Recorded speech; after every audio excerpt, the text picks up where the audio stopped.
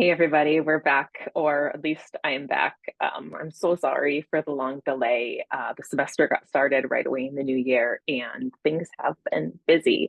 Also, Mike and I have been desperately trying to figure out a time that works for us to do the recording together because I know a lot of you really like it when we have sort of the back and forth between us. But it has just simply not worked out between my teaching schedule and meetings, and for him with meetings at work.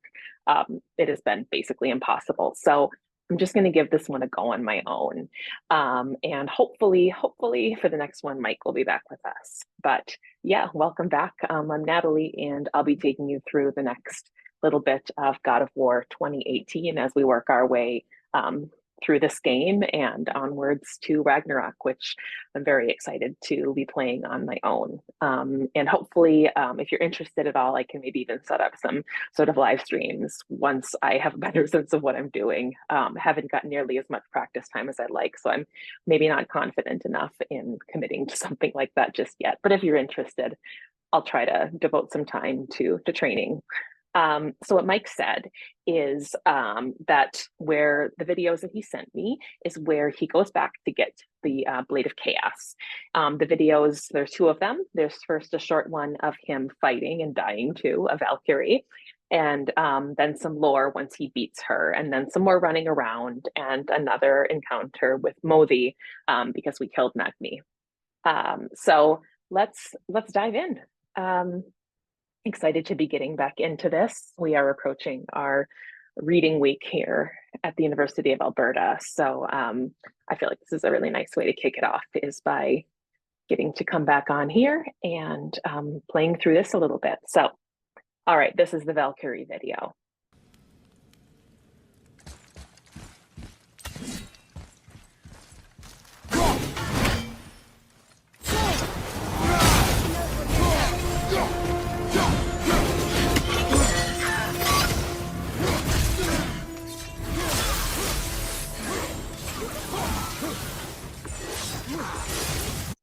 Okay, I'm going to pause just really quickly here because I do want to note that the name of the Valkyrie, Gerdrivo, means spear flinger, and it actually comes from Snorri Sturluson's Prose Edda, and there's a section of it dedicated to lists of names of various things, of the Jötnar, of dwarves, and of Valkyries, and this is listed as one of the names of the Valkyries. So certainly visually different, but looks awesome.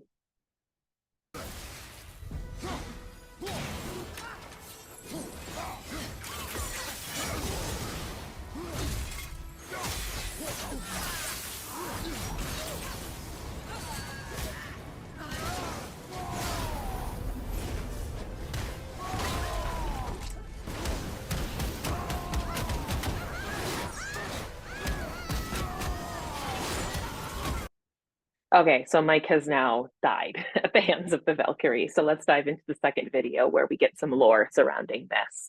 And you have freed me from my corrupted form. You have my eternal gratitude. But my sisters remain trapped as I was. Take my helm. Find them. Free them. The fate of the Valkyries rests on your shoulders.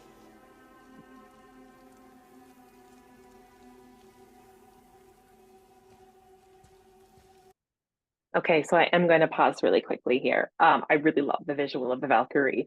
Probably not how Valkyries were sort of pictured, although she is saying that they were in a corrupted form there before she leaves that form and evaporates or whatever. So Valkyries, I've talked about this before. There's like the two different kinds. There's the more the sort of mythological pseudo deity type of Valkyrie, and then there are the ones who are like royal women or princesses who get to like kind of lead the Valkyrie lifestyle, always in the kind of saga literature that's more akin to sort of fantasy literature, the type of genre where other fantastical things take place, like there are dragons and talking animals and all kinds of things. But the sense you do get from this literature is that the Valkyries were objects of desire from the male heroes. They were often the lovers or spouses of the male saga heroes or heroes of poetry. So Unlikely they would have been pictured like that. But again, that does make for a really cool effect. So let's carry on.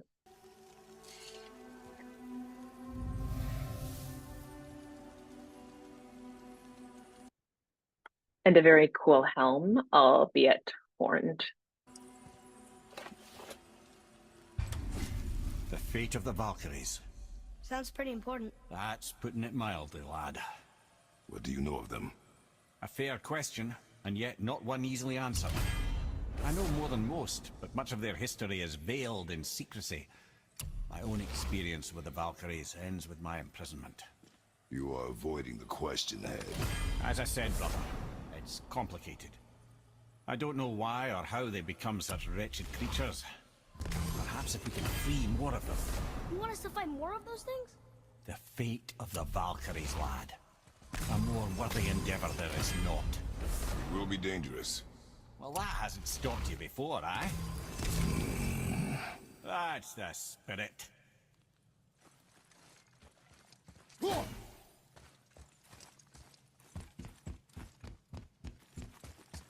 Okay, so that kind of answers my question about the visuals of the Valkyrie, but still, very cool effect.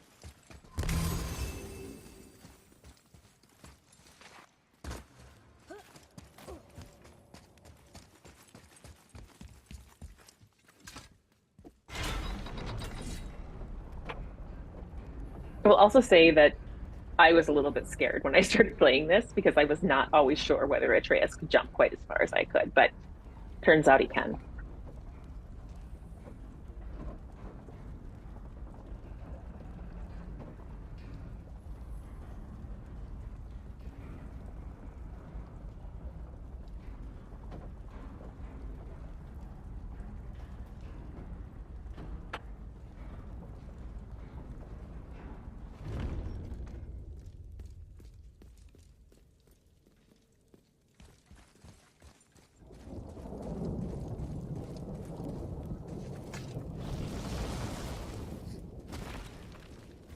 Another kind of stave marking the entrance. Like I said, those are post-medieval, but they look really cool.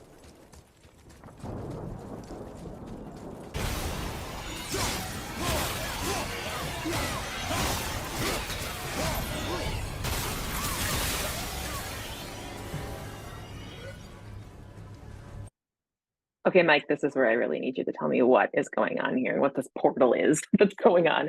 And also kind of just generally what's happening. I do like that there's birds flying around everywhere. Birds are so important within Norse mythology, and of course in relationship to Odin. So whether or not that's intentional, I'm not sure, but we'll carry on.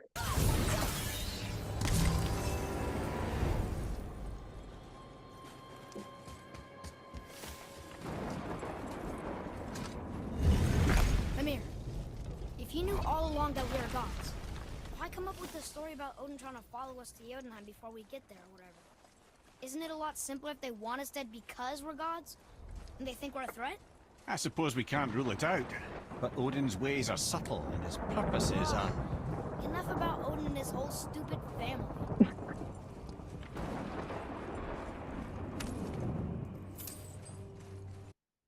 It's your blood brother you're talking about there, Loki. You two swore an oath to one another in long ago times. So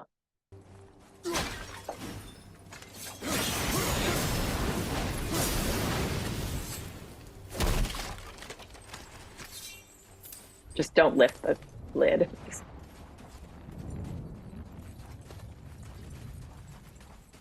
Smash it open.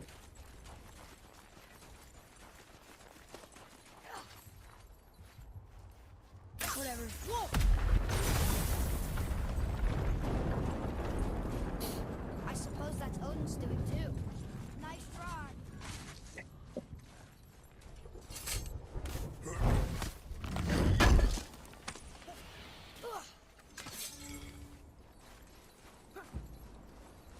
You and Mother always said all gods were evil. But we're not. Tyr wasn't. Freya neither. The Æsir gods, that's who's evil. And you know what? Odin's right. We are afraid. Because we know what they are and we know we can beat them. Well, not all of them.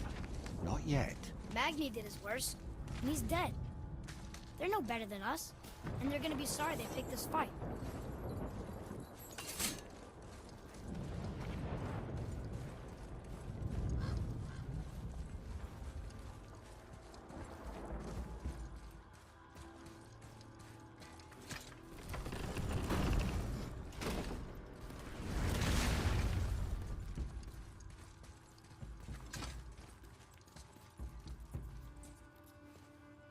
Thor, blame me. Me, for what you did to Magni. My own father called me a coward. Looks like he did more than that. Move it, or we'll pick up where he left off. I'll kill you.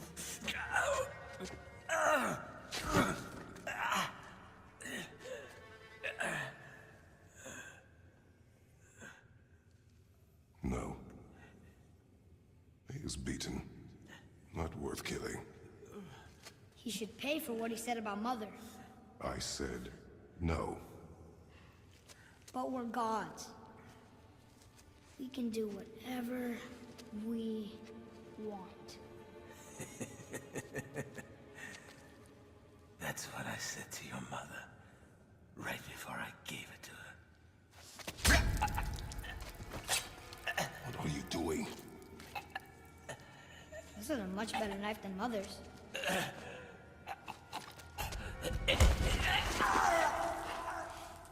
You killed against my wishes. You lost control. Haven't you been teaching me to kill? I've been teaching you to survive. We are gods, boy. And that makes us a target. From now until the end of days, you are marked. So I teach you to kill, yes, but in defense of yourself. Never as an indulgence. Nobody cared about him anyways. What's the difference? There are consequences to killing a god! Why? How do you know? How do you know? Watch your tone, boy. Whatever.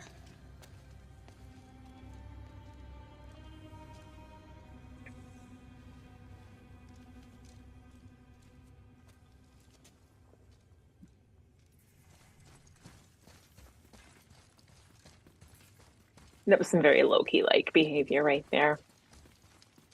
Also, a real contrast from him at the very beginning. Getting some real teenage angst from Atreus as well.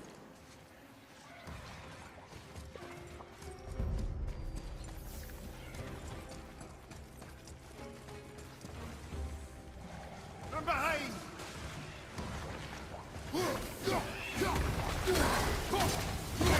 What?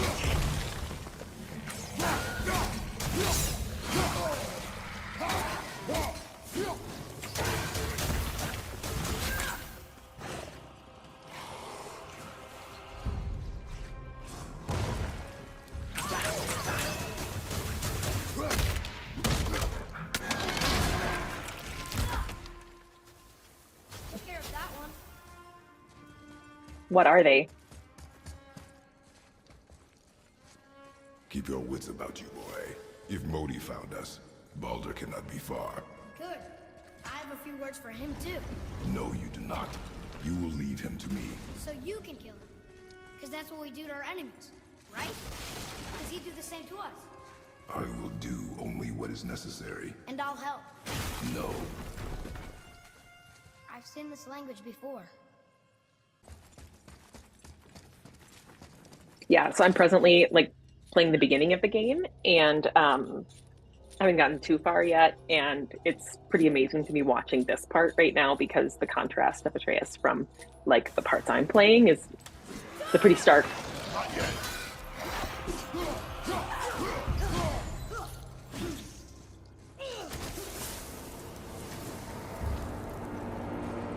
Back up!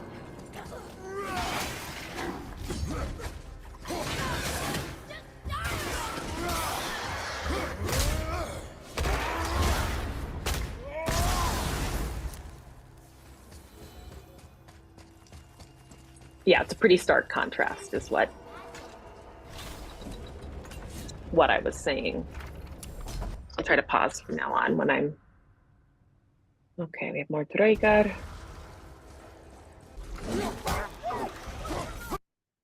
Ulfr Hlaup. Okay, a wolf ran is what that means.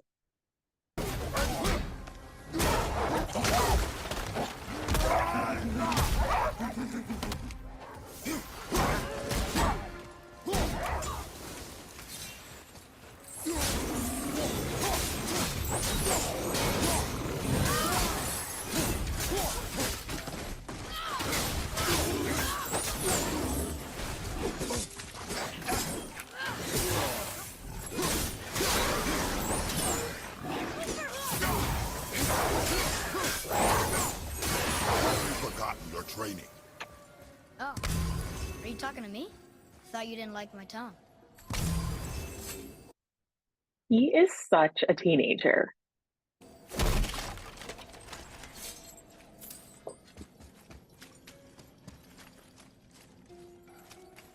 You know there's no way up this way, right?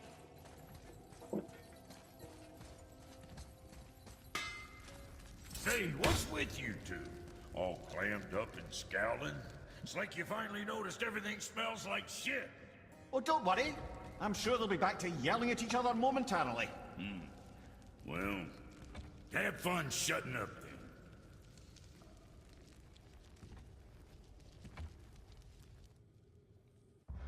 then. Okay, let's roll through this part.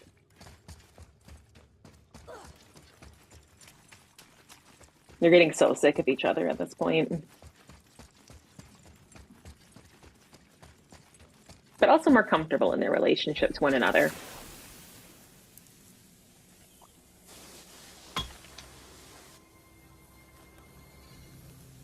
I'm loving all these like Odinic hints we're getting as we approach. Birds and wolves.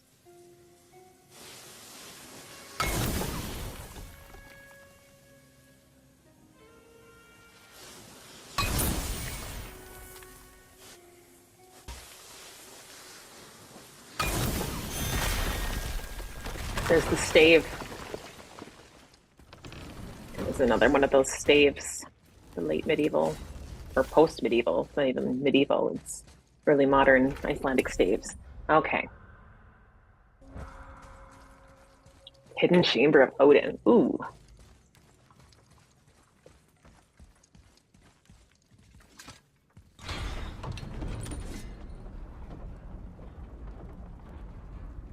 I'm always pleased when I'm correctly interpreting what's going on.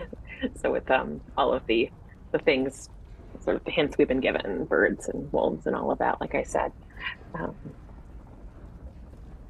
I'm excited to see what this is going to look like.